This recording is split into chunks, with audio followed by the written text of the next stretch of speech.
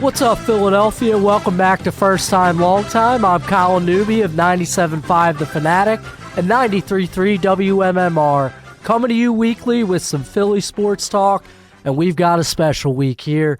We've got a Super Bowl preview. The Eagles have flown down to New Orleans already, and it's a really exciting time in Philadelphia and in my life personally. One of those weeks where you can just walk down the street in Philadelphia and say "Go Birds" to somebody that walks by, whether they're dressed in Eagles green or not, which most people seem to be. At 97.5 The Fanatic, we got a ton of cool stuff going on. Sending two shows to Radio Row down in New Orleans. You got Kincaid and South Tunis, the morning show, and they're posting pictures on social media of Andrew drinking beers in every airport. Think he's going Wade Boggs style. You also have the Mike Missinelli show going down there, and I was already on remote with them on Monday at Rally House out in Willow Grove. They have some great...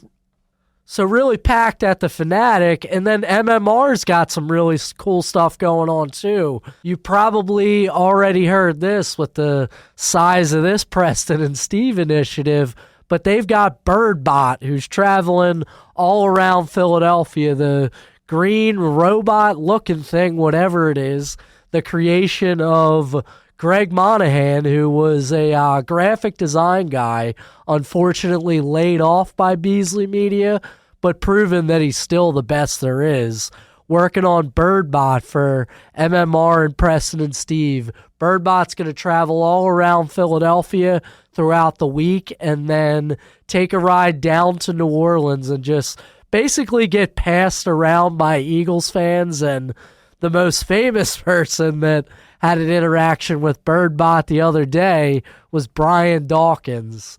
So it's a cool tradition that they had started in 2017 when the Eagles went on the run and BirdBot became a thing in Super Bowl 52.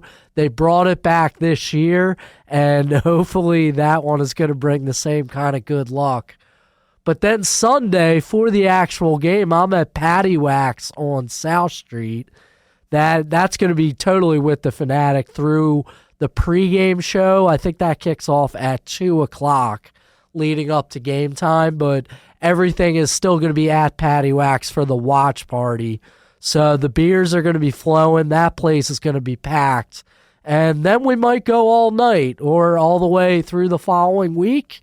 We don't really know, depending on what happens, but follow those social media pages. I know I'll have 100 pictures from 100 different places over the next couple days for a really active week in Philadelphia and something that a lot of people might remember for a very long time coming up on Sunday night. But for today, I'm going to focus mostly on my content from 975thefanatic.com and looking forward to Eagles-Chiefs. And I'll reiterate quickly something that I said last week. Expect original content here. You're not going to get breaking news stories because I'm not at the Super Bowl, and you're not going to get the outrageous, sensational takes that you're going to see on a lot of these bigger shows. I'm going to speak to you with original thoughts that I've put on different platforms, and that I hope draws a lot of people to this platform, because that's what I want to make this show all about. So let's talk about the central characters in my stories. These are current players and former players I have some thoughts about leading up to Super Bowl 59. I've already written about Brandon Graham. I've written about T.O., about Fletcher Cox, Patrick Mahomes versus Vic Fangio, and even Torrey Smith, one you might not have thought of, but guy who seems like a great interview, and he proved that on Mike Missinelli the other day. Let's start with Brandon Graham, though. This guy has pretty much already put himself in a future sports movie with the narrative of his career, and you've all heard the story by now. Brandon Graham was a first-round bust. The Eagles picked him 13th overall in 2010. They even traded up to get him. And he took until his 8th season to really be embraced by Philadelphia. Looked like a bust in those early years, didn't do very much, by 2017, he was one of the better players on that defense, got 9.5 sacks, and then, of course, the big one in Super Bowl 52, the strip sack on Tom Brady that became the most impactful play in franchise history. Was that a storybook ending, though? That was 8 seasons into Graham's career. He's played 7 more since then, and he's had his only Pro Bowl and his only double-digit sack season. So that was really about halfway through his career. Probably wouldn't have thought about it then. Didn't seem like he was going to have the best longevity. But Brandon Graham has played 7 seasons since then, and he might have his most memorable moment yet to come.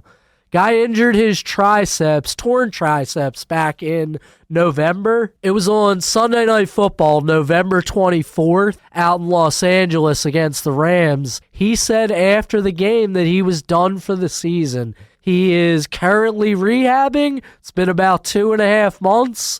Injury timeline is usually about 4 to 5 months. But guess what? Looks like Brandon Graham's coming back. It's more than just that extra positivity that he always speaks with. Dave Zingaro joined the best show ever last week. He's talking about how Brandon Graham's trending in the right direction, and then BG goes down to New Orleans, has the Super Bowl media availability, and is just speaking like he's playing in the game. So I have a hard time believing that it's not going to happen, regardless of how remarkable that sounds. But I had a thought when this story first started to come to life, and that's that this probably should have happened already about 20 years ago. The storybook ending of the injured superstar, the franchise hero, coming back for the Super Bowl against all odds. That's right, I'm talking about T.O., Terrell El Dorado Owens. That guy was larger than life back in 2004. He was absolutely outstanding in his first season with the Eagles.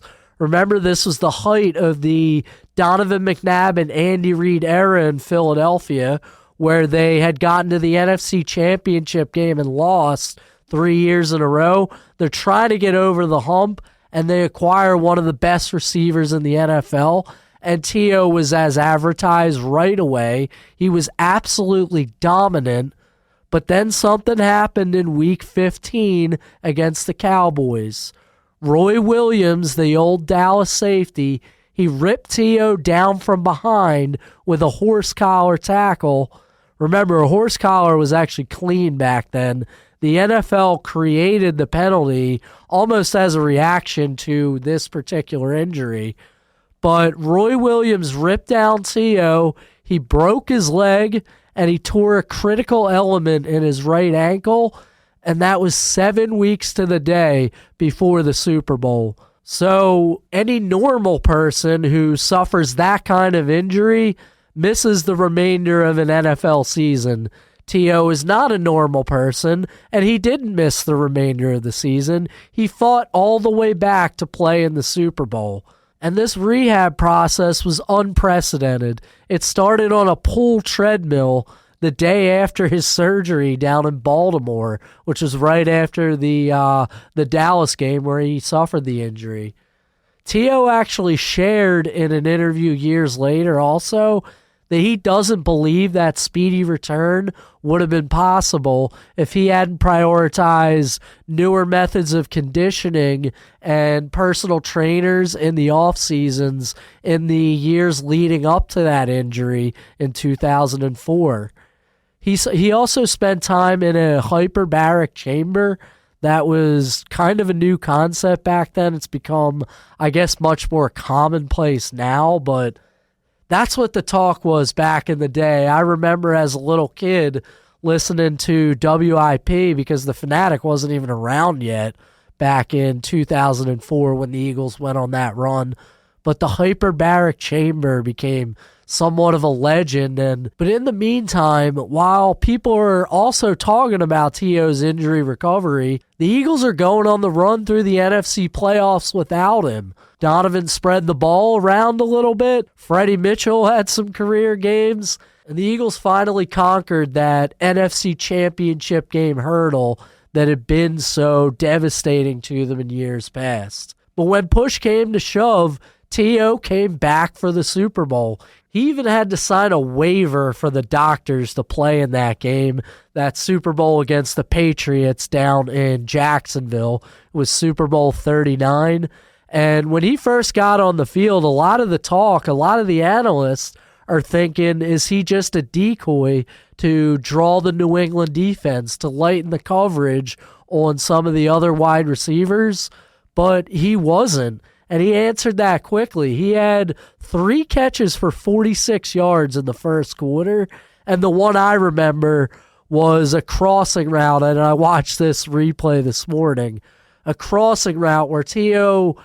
got the reception across the middle. I want to say it was less than 5 yards past the line of scrimmage. Ended up taking it for 30 before he was pushed out of bounds.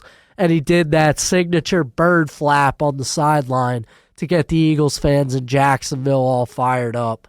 So T.O. was absolutely outstanding that day.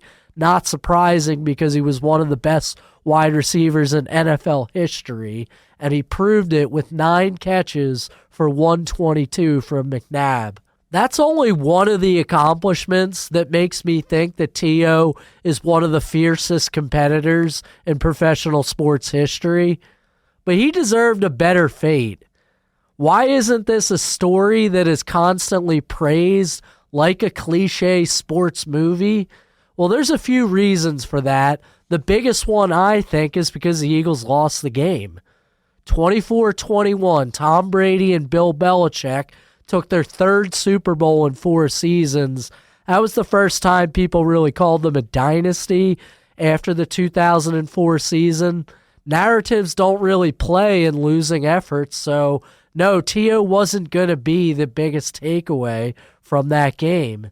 He also never fit the media darling persona. After that Super Bowl, he told the media about a very logical thought. He said, if Brett Favre had accomplished the same thing, they would have called him a warrior.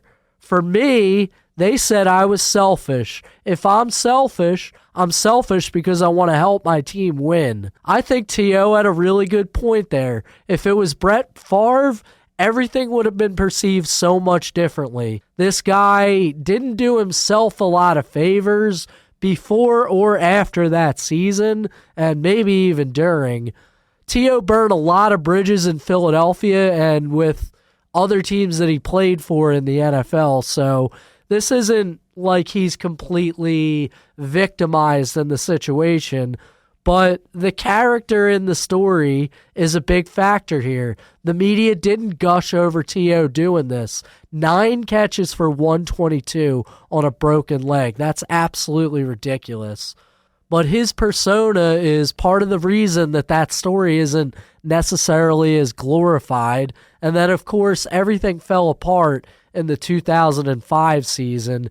T.O. orchestrated a circus, and his legacy in Philadelphia is a little bit complicated. I think people still love T.O. to a certain extent, but nobody forgot how things ended. But the surrounding circumstances have pushed that story to the back of Eagles fans' minds. That's not going to happen if Brandon Graham does the same thing on Super Bowl Sunday. Brandon Graham is already beloved in Philadelphia, and he's got a great reputation as a class act throughout the NFL. Yeah, I know he trash talks all the time, but it's kind of hard to see why people wouldn't like Brandon Graham. That definitely wasn't the case with T.O. In Super Bowl 59, what is he going to do? He might only play, I think Dane Zingaro estimated 10 to 15 snaps. So that's not going to be like T.O. when he had over 100 yards receiving. But I think it's going to be more glorified if the Eagles beat the Chiefs. But I think Brandon Graham, the public perception of Brandon Graham is so opposite of what T.O. was back in the day after the 2004 season that people are really going to gush over this narrative. So will he upstage that remarkable return that T.O. had. So I also feel obligated to mention here that this has also happened at other points in time. Injuries happen in the NFL constantly. Players play through injury a lot of the times. Sometimes you know about it, sometimes you don't. Like Alshon Jeffrey in 2017 was playing through a collarbone injury. He didn't let it stop him. He was outstanding in Super Bowl 52. A couple years later, Lane Johnson had that groin injury. He sucked it up and played in the Super Bowl. The Eagles didn't win that one either, so it's not going to be as glorified. But you have another chance with Brandon Graham here. If he plays a contributing role in a victory over the Chiefs, this mighty team with a great quarterback who's trying to build their dynasty even further, then Eagles fans are going to get to celebrate the storybook narrative of the Warrior in a way that never fully materialized with Terrell Owens. And you also have John Elway, Jerome Bettis, Peyton Manning. All these guys won the Super Bowl and then walked off into the sunset. It was their last game.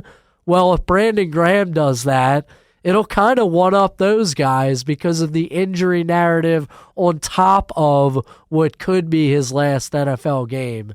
So I'm hoping that materializes, that Brandon Graham can get out on the field, even if he isn't the biggest difference maker out there, that he gives Eagles fans something to glorify for the rest of their lives. Everyone loves the storybook narrative, especially a sports writer. I'm the world's biggest sucker for it. But after the break, I'll tell you a story that doesn't align with the cliches and the corny narrative. If it's happening in Philly sports, Colin Newby's talking about it. Go with him behind the scenes of legendary sports venues with the best athletes and the most iconic media personalities of the greatest sports city in the world. What's up, Philadelphia? Welcome back to First Time, Long Time. You're going to hear a little clip here from Eagles franchise legend Fletcher Cox from his interview with Andrew DeCecco on 97.5 The Fanatic. And he's talking about the progress that Jordan Davis has made this year. And not so much on the field, but off it. I think that Jordan Davis has become one of the leaders on that defense. Take a listen to what Fletcher had to say about his old teammate. He's just taking care of his body. You can tell that he actually cares. Not that he didn't never care, but he's care. He knows that, the more you take care of yourself, the more the game take care of you as a professional. You learn to be a professional. You keep learning to be a professional. You teach the guys that's coming in how to be a professional. And when you have problems and questions, you call guys that that's been in the same position that you've been in. Early last year, I remember hearing from Tim McManus that Fletcher Cox almost considered it part of his legacy to help Jalen Carter along. This is at the beginning of Jalen Carter's rookie year. Fletcher Cox was calling him, talking about, has he met weight? Has he been keeping up with his conditioning? And think about how big these guys are. Jalen Carter's 6'3", 314. Jordan Davis is 6'6", 336. At least that's what they're listed as. This is really important for defensive tackles to have the proper diet and conditioning. Down the stretch last year when the Eagles went in that slump, I don't really know if Jalen Carter and Jordan Davis did have the best conditioning.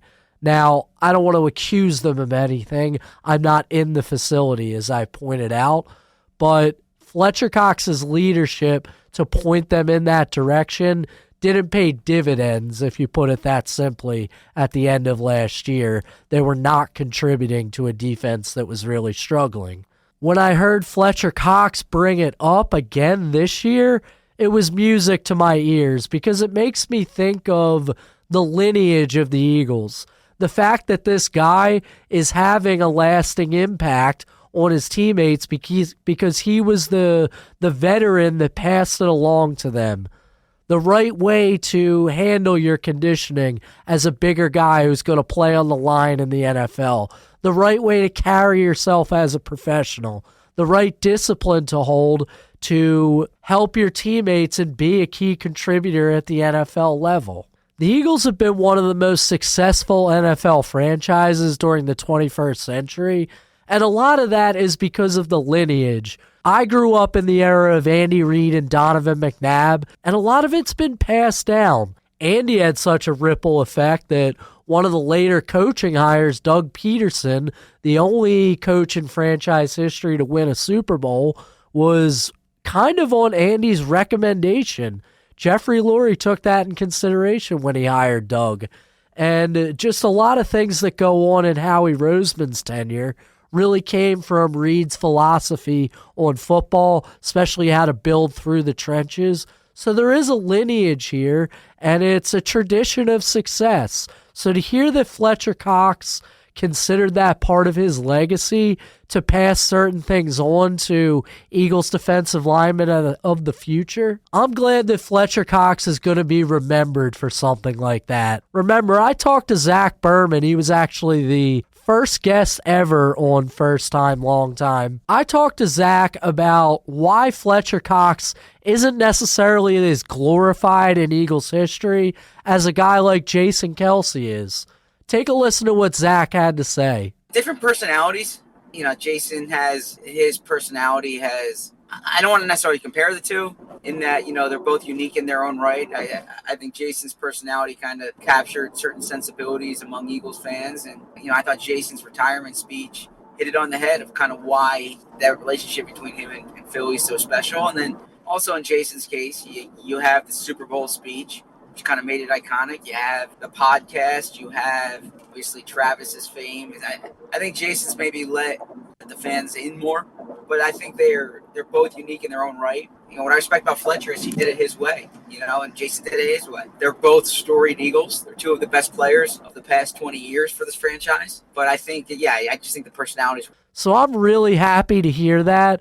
And when I heard Fletcher Cox's interview with Andrew on The Fanatic, I really had to jump right on it because I've just grown in my respect for him so much and what he did for the Eagles as a player that I want him to get the credit that he deserves. My last topic here is a little tease because it's not published yet, but it's about a pretty unlikely source. Torrey Smith. I said in the opening that he'd be involved and that he's a great interview. He came on with Mike Missanelli and Bill Colarulo last week, and it's something that's spoken to me as the Eagles go on to face the Chiefs, supposedly the NFL favorite, the darling of the league, Patrick Mahomes. Everyone wants to whine about the refs and how they rig games. I really hate that conversation. Don't get me wrong, I am done giving the benefit of the doubt to multi-billion-dollar industries and continuing my life under the impression that money doesn't drive these people's decisions. And I don't even necessarily disagree with people who call out the NFL and call out the refs. T.O. is actually one of those people, by the way. But this, to me, is an issue of sportsmanship. This is something that you're taught in the Pee-wees. Your CYO coach should have told you, don't complain about the officials. Control the controllable. It's just a whiner's mentality and something that a competitive person shouldn't really do. This is all intangible stuff coming from me, who's never played football past the high school level. But take a listen to what Torrey Smith said with Mike Missanelli.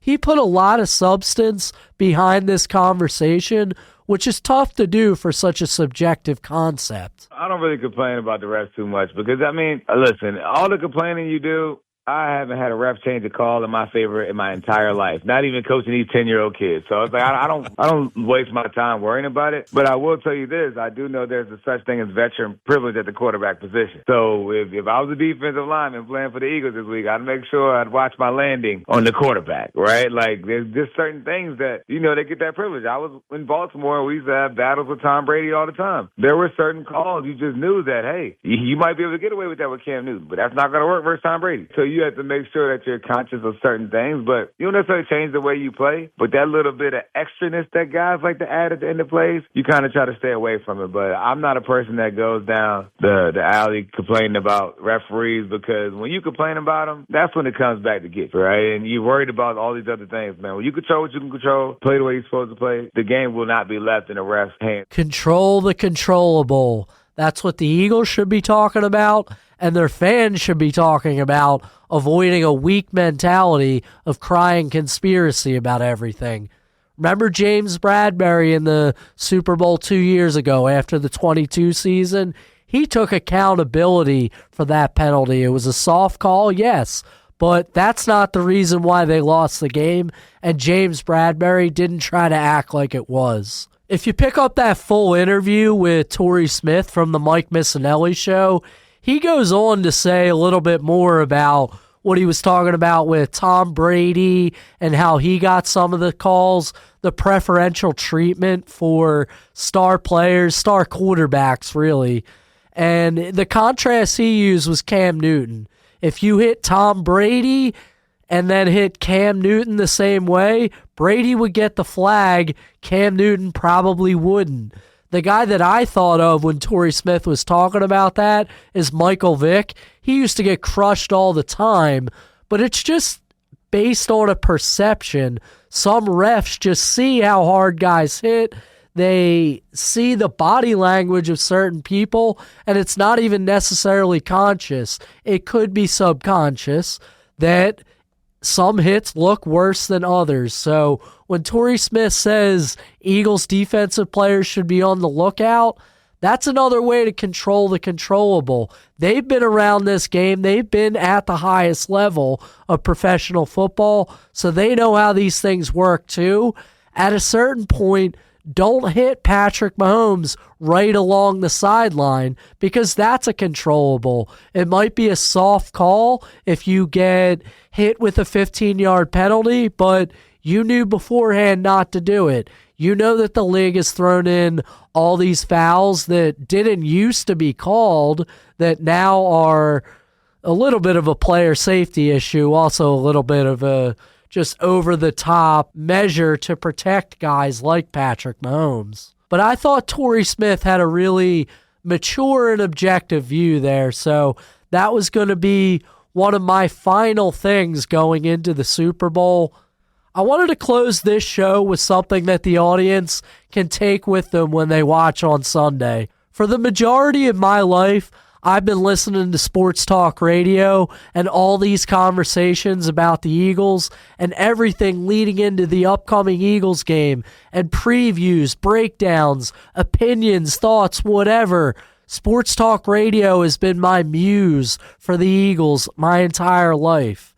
So many times when a big play has happened in a game, I've thought they were talking about that on 97.5 The Fanatic the other day. Or maybe, how is 97.5 The Fanatic going to react this week to that huge Eagles win? I've thought about these things throughout my life just watching Eagles games. If anyone has a thought about what I said during Super Bowl 59, then that's probably the most flattering thing that could ever come from my career. That if I'm anyone's muse for this Eagles season that could ultimately end in a Lombardi trophy, then I've done one hell of a job. If your mind wanders to T.O. for even a second when you hear those national media members gush over Brandon Graham, or if you think about what I said about Vic Fangio when the Eagles make one play on D against Patrick Mahomes, just from the article that I summarized last week, or something that I said, or Torrey Smith said, when the Eagles don't get a call that you might want them to get, then I'm absolutely flattered that anyone who listened to this show thought that I brought something to what was already one of the best seasons in Philadelphia sports history. Who knows what next week holds, Philadelphia, but this has been first time, long time.